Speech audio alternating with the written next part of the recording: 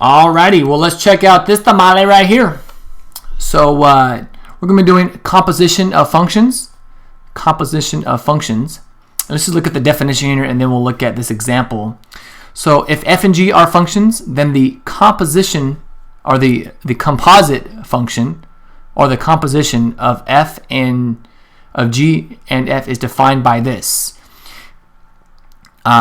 G of f of x.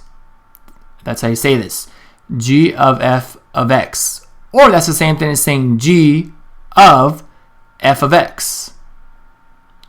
For all x in the domain of f such that the f of x is in the domain of g. So we'll get to more about this last part about the domain of this and all that in our next example when we're going to find the domain. Let's just kind of scratch that right now and just look at this. Okay, so what we're going to do here is notice first that this is an open circle. All right, so this is not multiplication. This does not mean f times g. Okay, that's not what we're doing right here. We're doing the composite of two functions, meaning we're going to put one function into the other. Okay, and you're going to see that demonstrated right here. So check out this guy right here. Okay, so just by using what we know here, f of g of 3, that means f of g of 3. Right, so just using this right here, this means f of g of 3. Meaning, for the function f, like right here, for the function f, I replaced x with g of 3. So wherever you see an x, I'm going to replace the x with g of 3. Okay? But instead of putting g of 3 in here, I mean, that'll look kind of weird, you know, like if I said 3 times g of 3. That's kind of weird. So let's actually, what is g of 3? Okay, so let's do g of 3. G of 3 is, when I go to my g function, g of 3 equals 2 over 3, right? Because I put my 3 right here. So now that I know what g of 3 is, I can replace g of 3 with 2/3. So now I'm doing f of 2/3. Oh, okay, well we know how to do now f of some number now. I mean, we've been doing that. So now I'm going to go to my f function and then replace the x's with 2/3.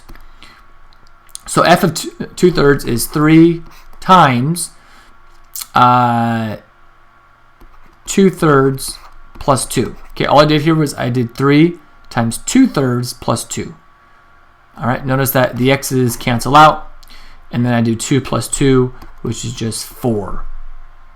So really, this answer is 4 then. F of g of 3 is 4.